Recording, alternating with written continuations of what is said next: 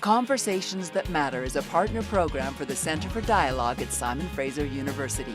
The production of this program is made possible thanks to the support of the following and viewers like you. Daphne Bramham, you're back from the Arctic. What an adventure. What are some of the overriding powerful images that come back to you about having been up there that makes you say, oh my gosh, this is part of our world, but it's so different? Well, just about everything. We started in Greenland, which is quite different actually than the Canadian archipelago. Greenland exhibits many of the qualities of difference between us and Europe. The houses are pretty, they're painted bright colors, it's very neat and tidy, and they had ice. They had tons of ice when we were there. Beautiful icebergs, the world's largest ice fjord that's this glacier that's calving and disappearing at an alarming rate. It's got the ice cap. And so that was gorgeous. I mean, just gorgeous. You talk about it disappearing at an alarming rate. Yes. I was reading in your article that the amount of ice that has been lost over the last couple of decades is one thing, but what's happened in the last decade is even more alarming. It's shocking. It's shocking, and I mean the numbers, and you can see it. NASA's got a little video where they show the temperature warming since the 1800s. So we started in Greenland with some of the expectations that I had, which is we are going to see icebergs, we're going to see ice. We crossed Baffin Bay and barely saw an iceberg. Most years Baffin Bay has been clogged with ice. We went through the Southern Northwest Passage, the famous passage that Franklin couldn't get through, that hundreds of people died looking for Franklin, every year clogged up, even 10 years ago clogged up. We never saw ice. Really? That was the most shocking thing for me, to never see ice. Okay, before we get too much into the details of the trip, let's talk about what was the purpose of your trip. Well, I went along on one of the expedition ships, and it's a small ship. There were scientists going along from the Vancouver Aquarium to do some experiments which have never been done before, which is to filter Arctic water to see if there are microfibers and microplastics in it. And there was another group from the Five Gyres Institute, and they were also testing seawater to see if there were microplastics. They were testing for slightly larger microplastics, so they're two very complementary experiments that were going on almost every day. And I went along because we at the Vancouver Sun decided that this was just a very interesting story. And so I went to do a couple of those stories. The main stories that I thought I was going to write about were the Inuit people, microplastics, microfibers, sea change, sea ice depletion, and of course I wanted to see polar bears. It's also a fascinating opportunity because so few of us actually get up there. I was looking at what the cost is to fly to Baffin Island. You could go to Europe and have a 2-week vacation for less than the cost of a trip to go to Baffin Island. And it is relatively inhospitable in the sense that you're not going to have any creature comforts. You are like in touch with Mother Nature in a way that we don't experience here. Well, I think that, if you think about the Canadian Arctic is so important to us. I mean, a greater part of our coast is actually in the Arctic than on either the Atlantic or the Pacific. We are an Arctic nation, even though there are only 33,000 people who live in Nunavut. But the only people who really go up there are people who the government pays, or people who oil companies pay, or there are very few people who get to go, or people like me who have their company pay. So what has happened is that we don't really understand it. And the people who do go, the people who went on the expedition ship that I was on, they were paying anywhere from, the basic package is $10,000 for 12 days. And that doesn't include the airfares. and you have to get there by charter. So it's not a choice of whether you pay for the airfare. It's not like you can find your own way because you can't drive there. No, there's only one way in. There's only one way in, and sometimes only one way out. Is it magical? It's spectacular. It's spectacular. I did bring some photos along, which we'll start to show. I grew up in Saskatchewan, and so one of the things that was familiar to me was this massive sky. Mm-hmm. And because we were there in the summertime, it's a massive sky that never gets dark. Yeah. And so we were in Pond Inlet. We didn't, for a variety of reasons, we didn't get into Pond Inlet. We didn't get to go ashore in Pond Inlet until 8:30 at night. And at 10 o'clock at night and 11 o'clock at night, there were kids playing basketball and there were kids playing baseball. And as we were leaving there was a guy butchering a seal at midnight. And it was like 4 o'clock in the afternoon in Vancouver. The furthest north I've been is Yellowknife, and I think we landed at about 10:30 at night, and I took a picture from the airport with the plane, and I could see the sun just along the horizon, but it never went away, and then it started to come back up again. And that was only there, which is considerably south from where you were. It must have been like... Well, it's a bit disconcerting. Well, yeah. But it's also quite enervating because there's no cue for you to when to go to bed. Mm-hmm. And I spoke to a teacher in Cambridge Bay, and she said, one of the problems that they have in terms of educating children there is that they have started school already, but they don't know when to go to bed because it doesn't get dark. There's no street lights that come home and you need to be home, as when I was growing up. And then, of course, in the wintertime, it's constantly dark. And so for getting kids to school, there's no cue of when to get up. So it's constantly dark. Nobody feels like getting up. Whether it's 7:30 or 11:30 in the morning, it doesn't really matter because it all feels the same and looks the same. Or 11:30 at night. Got to get you to hang on for a second while we take a quick commercial break. We'll be right back. Conversations That Matter is a not-for-profit program made possible thanks to the charitable support of the following and from viewers like you. Please visit conversationsthatmatter.tv and help us to continue to produce this program. So what's the feeling up there amongst people now that all of a sudden there seems to be a bit of tourism starting to leak in through people wanting to take the Northwest Passage? Based on your experience and the feedback that you've had, how are people responding to this? Well, I have to say that I was mostly on a ship. Yeah. I spoke to very few people in those communities. You did go ashore in a couple, though. I did go ashore in Pond Inlet and Cambridge Bay, but for a very short period of time. In Pond Inlet, where I had more time to talk to people, there were mixed feelings.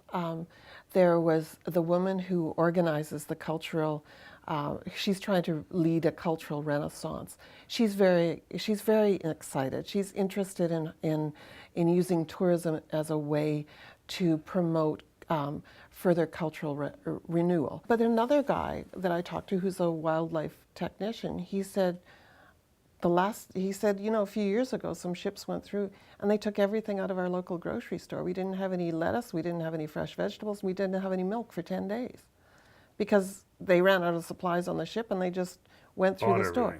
And in Pond Inlet, what you have to understand about Pond Inlet is that they only get one big resupply a year. So if you're living in Pond Inlet and the ship that they really wait for every year is the sea lift, and that's when all your toilet paper comes in for the year.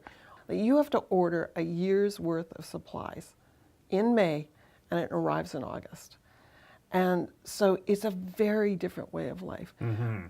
What they, in some ways, are more concerned about are the other ships that are going through. In the summertime, they're getting supplies in. They are concerned about being swamped. I mean, on the Crystal Serenity, which is arriving there shortly, there are 1,000 passengers. There are 1,300 people in Pond Inlet. And the 1,000 passengers on the Crystal Serenity, that's only about half the ship because that doesn't include all of the support. That doesn't include the marine crew. It doesn't include the people supporting them. I mean, that ship has almost double the number of people as in Pond Inlet. One ship. But what they're concerned about more in Pond Inlet is there's a very large iron ore mine there, very rich ore body. And they have a proposal to run basically icebreaker ships through all winter long. And so what they'll be doing is cutting into the sea ice, which will cut off Pond Inlet from a nearby community, and they use the ice as a highway. So they won't be able to visit their friends.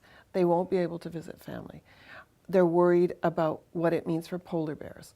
What does it mean for seals? What does it mean for any of that stuff? What does it mean for going out and hunting? Because you don't know that the ship that's taking iron ore out, it may not take the same route that the one that went through last week did, and so you might have these tracks in the ice that the ice isn't frozen solid. They're more concerned about that right now. But theirs is a unique concern because that's one of the few mines. But I think when we talk about the changing Arctic, when you have depleting ice, it means that all of these resources become much more accessible. And if you start to do that kind of resource development, yes, it creates jobs. I mean, the guy who was concerned about the ice being, he'd worked at the mine. He said it's great. Like, lots of my friends work at the mine. They get well paid. And in Pond Inlet, getting a well-paid job is a really big deal. Because a package of Kraft Dinner, how much do you think a package of Kraft Dinner would cost there? $20? It's $5.95. Oh, okay, you overextend it. But, Wow. but even I'm so, just starting to imagine what it takes to get it there. yeah, so $5.95 for Kraft Dinner. Well, I mean, and if you have to order it in May to get it in August Right. and have a whole year's supply, as the retailer, you're laying out a lot of money to be Yeah. able to carry that. I wonder how they make money at $5.95 for a box of KD. Well, and you know, things like a big jar of peanut butter is like $12. Wow. Cheese Whiz is $10. And I mean, we're not even talking about, frankly, good food. It's highly processed. And again, this is one of the problems for the Inuit, is that they've been living a traditional lifestyle with this, and increasingly they're getting these processed foods. As the sea ice recedes, as it gets harder to hunt, as all of these various marine mammals and fish and so on are having more trouble, so are the Inuit, because that's what they rely on. If you can't have what they call country food, you've got to supplement it with something else. It's very expensive, highly processed. So what you see up there is high rates of diabetes, really bad dental health, and people are drinking pop like crazy. Slushies. Oh, and I went to, in Pond Inlet, I did go to the northernmost Tim Hortons in the world. The northernmost Tim Hortons. So they're donuts too. Well, how much is it for a coffee at the northernmost Tim Hortons? I was in the too world? late. I couldn't. It was closed. in the land where the sun doesn't set, Tim Hortons was closed. It was, yes. Oh, my. It was 10:30 at night. But there is a candy store that opens in some guy's house. It's all boarded up, and he sort of sells candy through the window after 10 o'clock. I know it's creepy. You wouldn't have that down here, but up there it's perfectly normal because everybody knows them. This is our second break. We'll be back in a moment. Conversations That Matter is a not-for-profit program made possible thanks to the charitable support of the following and from viewers like you. Please visit conversationsthatmatter.tv and help us to continue to produce this program. It's clear to you from having been there that something's happening. The environment is changing. Or is it hard to tell because you're sort of in and out?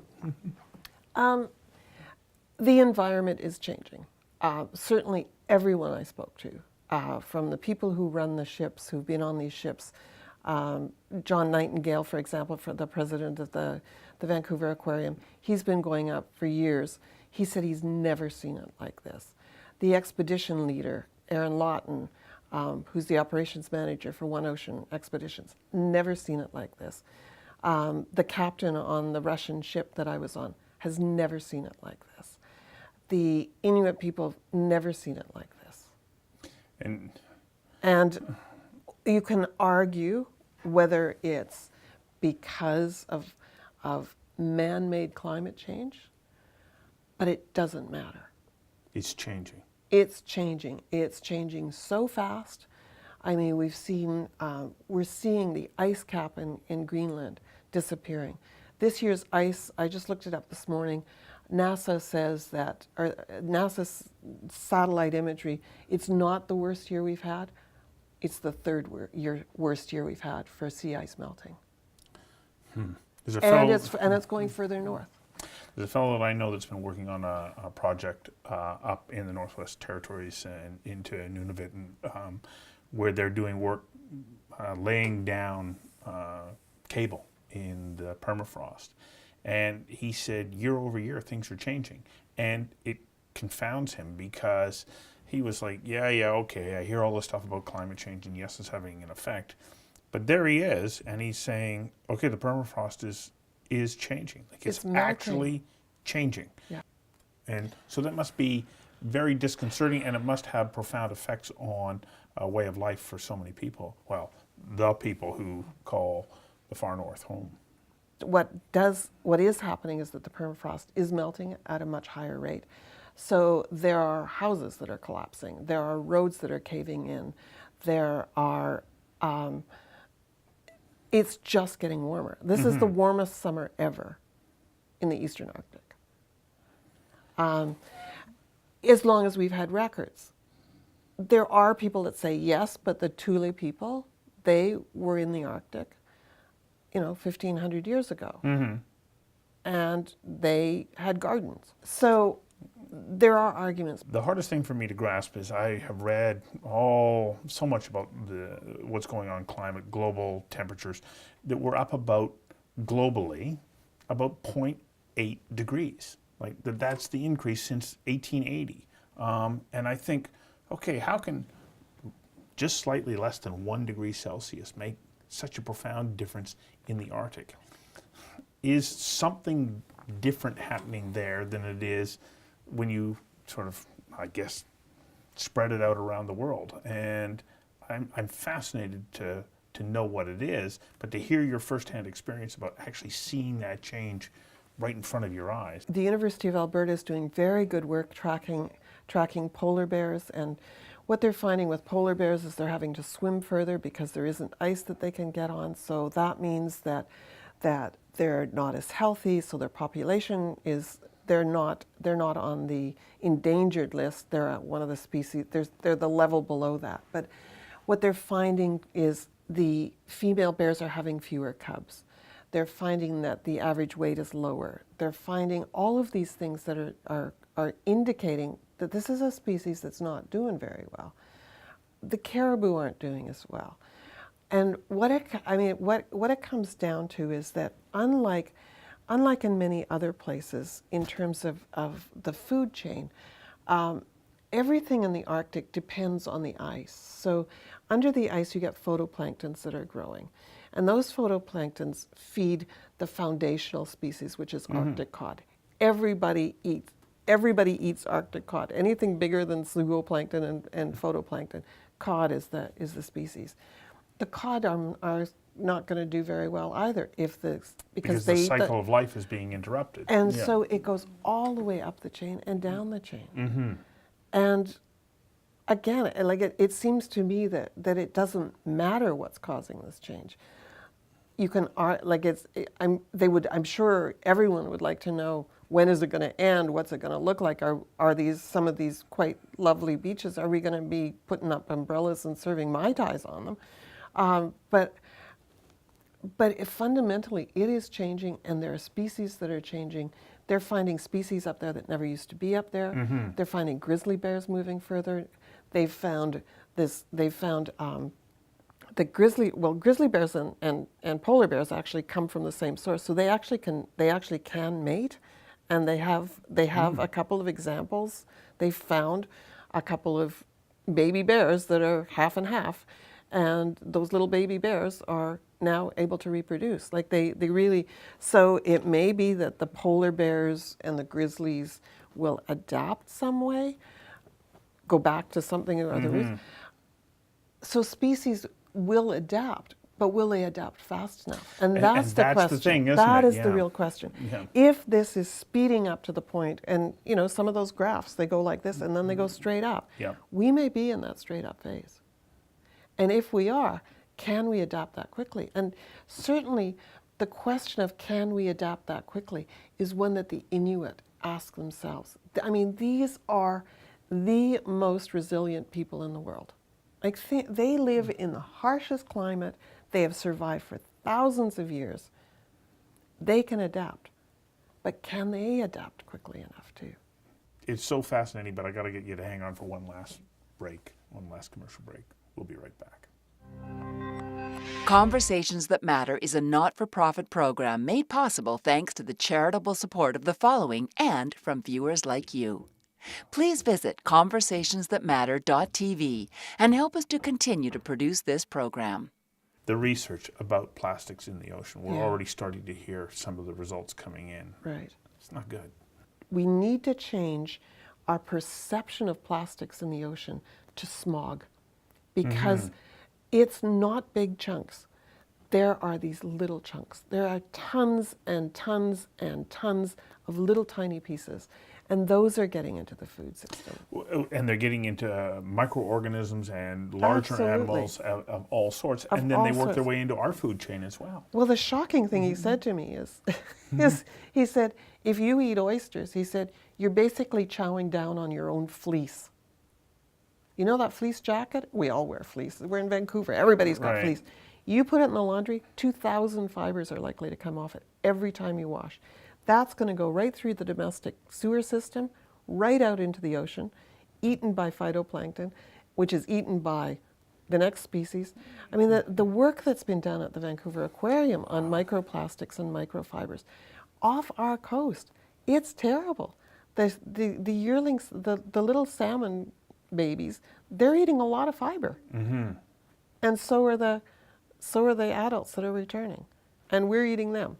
And the whales, those baleen whales, tons of the stuff they're filtering through.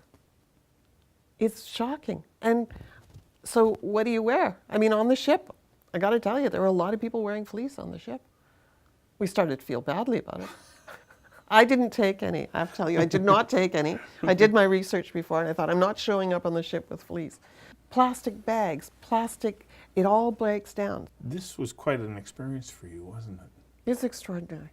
It was just an extraordinary experience. It's changed you. Um, Maybe reinforced things that you might have felt before, but I can see that it's affected you quite deeply. Oh, it has. It has. I mean, the entire experience of being there and spending time on a ship with experts and people who are so deeply engaged in thinking about what's happening to the world and how do we make the world a better place, and can we make the world a better place, which is not such a bad thing. It's not such a bad thing. Thank you for coming in and sharing My part of pleasure. your experience. My pleasure. People can see the rest of it in your articles that are all posted on the Vancouver Sun website. Thanks.